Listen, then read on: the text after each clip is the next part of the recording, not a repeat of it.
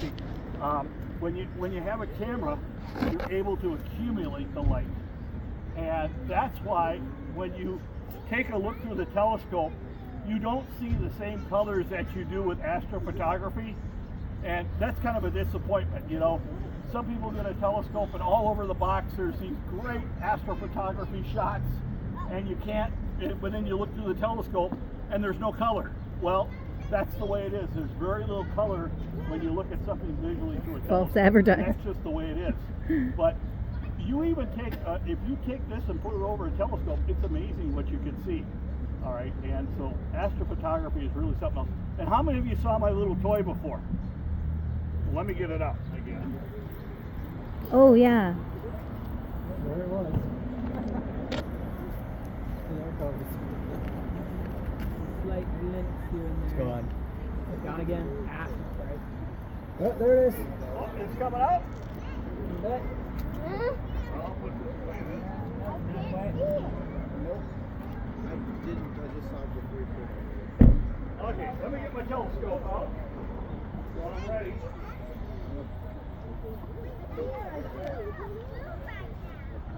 Get in. Get in the other way, bud. Looks like a cannon, doesn't it? My Canon. Don't be afraid, you can come close. I don't know if we're going to see anything. See, this is why we're not in the park, folks. Are you guys just standing there so you can leave and I won't notice? No, I'm teasing. Step on up here if you want. Roll up, What roll else up, can I roll tell you up, while we're roll waiting? up to Oh! the mystery tour. Might as well talk about some night stargazing since we can't see anything now.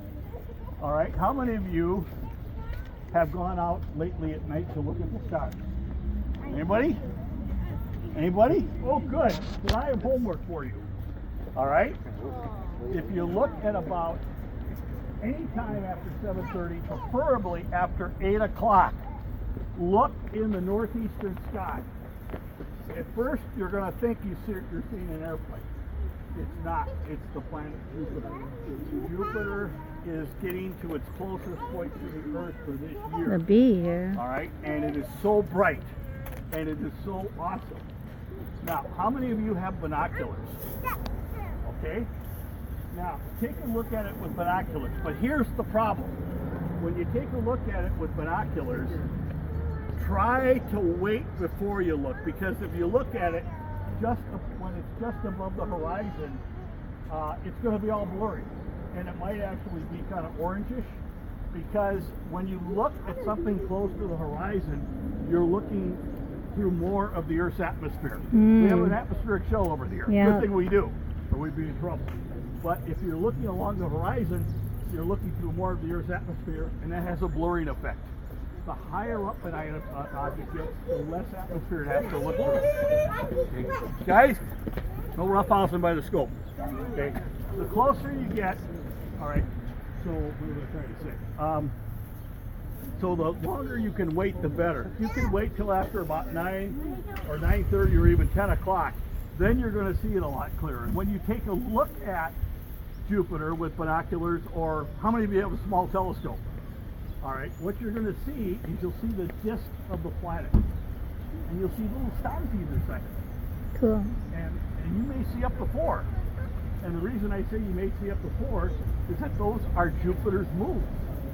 Cool. And there's 4 big ones, and they orbit around Jupiter in periods of 2 to 17 days.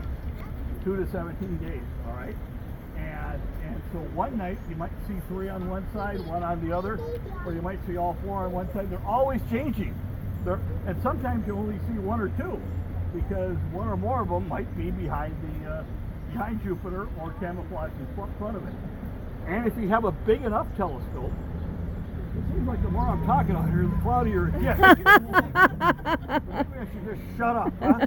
No, if you have a good enough telescope, you might even see a few lines going across Jupiter. And those are Jupiter's cloud bands. Now Jupiter, when you look at it, it's the largest planet in our solar system. That's why it's so bright. And it's also fairly close by. I believe that November 5th, when it's closest to the Earth, which is coming up, it'll be in approximately about 350 million miles away. All right, that's not exactly close. But Jupiter is huge. Jupiter is 88,000 miles in diameter. The Earth is about 8,000 miles in diameter. Wow. You know how many Earths would fit inside of Jupiter? Oh, there you go. He knows. Take a guess. Over 4,000. No, not quite that many. About 1,200. About 1,200 or so. That's how big Jupiter is. Close. Now, Jupiter is kind of like your presenter today. It's a big ball of gas. That's what it is. It's a big ball of mainly hydrogen gas. Wow. Right? Big ball of mainly hydrogen gas. All right. Now, guess what else is a big ball of hydrogen gas? Saturn. Our, well, Saturn is, but there's another object. A balloon with gas. The sun. I'm sorry. A balloon filled with gas. Okay. That's another The object, Hindenburg but you gas. guys are dancing all around it. I think I've heard a few The people sun. say the sun. The sun is a big ball of hydrogen gas. Okay. But the sun produces light and energy, right? Right. Does It does. Jupiter produce light? Nope. No. You can see it, and why can you see Jupiter? Because it's reflecting the sun's light, same as the moon does. All right? But it doesn't produce light of its own. The sun produces light of its own because it's so big. Now, I'm getting into a little bit of astronomy 101, but I am and I'm not. All right. What holds the sun together in space? The same thing that holds you on the Earth. Gravity. Gravity. There's a saying in astronomy, gravity is everything. Just about. All right. Now, gravity is, well, it's very complicated, but let me give you the skinny on it. The Newtonian view of gravity. Every single thing, or every single animal, or every single person has a gravitational attraction. All right? And the gravitational attraction, the strength of your gravitational attraction, has to do with how massive you are. So some of us have more gravitational attraction than others. Yes. Now, why don't you don't feel the gravity between us? And that bush has gravity. There's Yes. gravitation. That telescope is. All right. We can't feel the gravity between us unless you're married. Unless you're married. We're married. All right. I took a chance there. I never know these days. Yeah, But that's anyway, true. We are. but you don't feel the gravity between you because the Earth's gravity is so much stronger. Stronger. Yeah. Because the Earth is so much more massive. Massive. Well, these balls of gas that we call the sun, and in the case of Jupiter, these balls of gas are so much bigger that they have so much gravity because they're so much bigger that they're being squeezed by their own gravity. Now, what happens when you squeeze a ball of gas? It farts. Great. I knew you were going to say that. I didn't have to say it. You said it. And then you say, excuse me. Excuse all me. right? And you don't want to do that in church. No. All right. So when you squeeze a ball of gas, seriously, what happens to the pressure inside that ball of gas? Expands. It pressures It's like when you put air in a tire. What happens? Expands. The pressure Oh. inside goes Up. up. Up. All right. Up. Up. And I suppose if you put too much pressure on it, it'll pop. Right? Pop, Well, yeah. that's not the case in the sun. Now, the pressure goes up. We all know that. Right. Now, if you've had high school science, you should know this. When you raise the pressure up inside a ball of gas, what else goes up? The Ah, temperature. that's right. Absolutely. And because the gravitational pressure squeezing the sun is so tremendous, the temperature inside the middle of the sun rises to 27 million degrees. Oh my goodness. And that 27 million degrees sets off a very complicated process called nuclear fusion. Ooh. Ever heard of nuclear fusion? Yes. All right. Now, there's a whole lot more to nuclear fusion than this, but this is the gist of it. Inside the middle of stars, like our sun, because of all this tremendously high pressure and temperature, individual still- hydrogen atoms are moving around like crazy. And they're moving around like crazy, and they bash into each other like crazy, and they bash into each other so hard that they fuse together to form heavier helium atoms. But here's the trick with nuclear fusion. And this is the part that takes a lot of hand waving to describe, but I'm not going to do that. Every one of these collisions every one of these collisions, a tiny amount of hydrogen, instead of being converted into helium, becomes energy. A tiny little piece of that hydrogen gets converted into energy. But in order for that to happen, you have to have some very special circumstances, like what we have inside the middle of the sun. And that energy, in the form of light and other radiation, moves out from the middle of the sun or any other star, gets to the surface, and we see the light. Now Jupiter is not massive enough, so it can't produce nuclear fusion. Oh, right, But right. here's the gist of it. If you ever had a cocktail party, with this cocktail party, but if you're ever at a gathering and somebody asks, what makes the sun shine? Well, some smart person will say it's nuclear fusion. You tell that smart person, you know what makes the sun shine? You ready for this? All you gotta say is one word, and what do you suppose that one word is? Gas.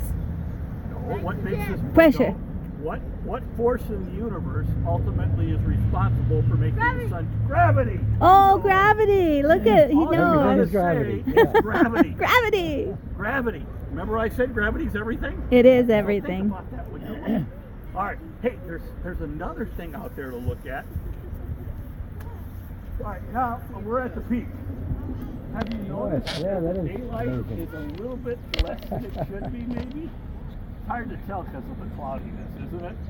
Oh, So I think the I don't clouds see are it. kind of negating that effect Well, somewhat, yeah. but that's the way It's it up there. goes. So I guess we gotta wait until April 8th again, right? But I don't want you here. Not that I don't like New Ulm. I love New Ulm. Where do I want you? Indiana. No, not Nebraska. Indiana. Remember the path of the eclipse? Nebraska was last time. The path will go from southern Texas, and I'm Could doing go this to from Albany. memory. Southern Texas, Albany, New York. Arkansas, extreme southeastern Missouri, southern Illinois, Indiana, and up towards New England. The closest point would be probably southern Illinois, or maybe western Indiana. That's the closest point. Now, but there you won't have as long of totality. The farther south you can go, the longer the totality is. Right now I'm Texas. planning to go to Texas, but we'll see if that actually happens. But and the reason it wouldn't happen is what? The weather. You gotta Yeah. watch the weather. You have to really become a weather freak. So I don't want you here. I want you somewhere along that path. All right? Because otherwise you gotta wait till 2046, and I probably won't be here to join you for that. Sure you will. I'll be in a different place, a much nicer place, but I'll look at it from a different perch. All right?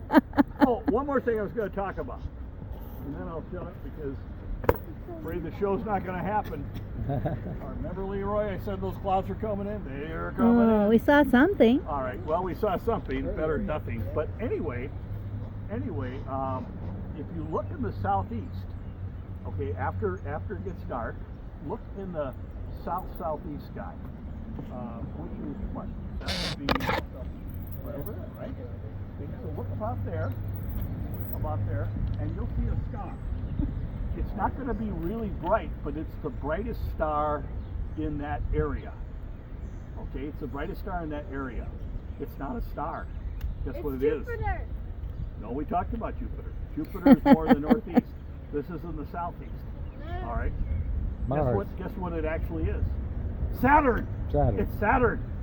Saturn is so cool through a telescope. Yes. If you have a telescope, take a look at Saturn. And really, one of the barometers for telling whether or not you got a decent telescope is whether or not you can see the rings of Saturn. Because any small telescope is going to be able to show you the rings of Saturn. Cool. Now, you may not see the division between the planet and the rings, but you will see the shape of the rings, all right? And that's just way cool. And right now, Saturn's about 855 million miles away, so it's farther away, so it's not as bright. And when you're looking at Saturn and you see those rings, that ring system is only about 50 feet thick. Really? Made almost completely of ice. Wow. particles. Oh my God. Because in the vicinity of Saturn, there are some moons out there that are made completely of ice. Amazing. One of them, by the way, is called Encelada. And if you've heard about Encelada, Encelada is spewing water. And the reason it's spewing water is that it's reacting to the tidal forces of Saturn. So wherever there's water, could be life. Not necessarily a drop, not necessarily a for sure thing, but anyway, So what happened a long time ago, one or two of these ice moons got too close to Saturn, and Saturn's tidal forces ripped them to shreds, and they spread out to form the ring system. Amazing. And there's other moons going around Saturn that keep the ring system in shape. But eventually those rings are going to disappear. So we lived in a very blessed age. Oh, getting back to eclipses. All right. Do you know that the moon is moving away from the Earth? No. Did you know that? And it's nothing that anybody did. It's called angular momentum. Because the moon's orbit is slowing around the Earth. That's just natural. And because of that, the moon is moving away. Think of it this way. You ever seen a skater? You know, they put their arms out and then they put their arms Yep. in and they spin. Well, it's just the opposite. So every year the moon moves about 1.5 inches farther away from the Earth. So after some time, the moon's going to be so far away that it won't be able to cover the Earth. Uh-oh. You know what we're having today, the annual eclipse? That's all our eclipses will be annual eclipses. But don't worry, that's not going to happen for another 600 million years. Oh, million. Okay. 600 million. Million. Years. So, you know, you're in good shape. All right? You're in good shape. All right. Well, guys, I don't know what to say. We tried. We tried. We saw something. I'll be around if anybody wants to answer any other questions. But And so if one of the kids want a bag for the popcorn wagon, you can come get one here. oh, And what also, a deal! If you don't have a telescope, the library in our Library of Things has a telescope you can check out. Oh, Hey, cool. that's cool. Yeah, we'll have to do And what are that. you going to look at? Saturn and Jupiter, right? Right. All right. When do we do that again? Pardon? When do we do that again? Said you can check out the. No, what Leroy said is you could. I don't work for a library, but you can check out a telescope here. He's the man to talk to on that. You want to check out one of my telescopes? I'm sure my wife will let me get rid of one of mine. Actually, that'd be more cool. Well, no, actually, I'm sure your telescope is just fine. All right, guys. Thank you. Yeah, thanks. Thank you.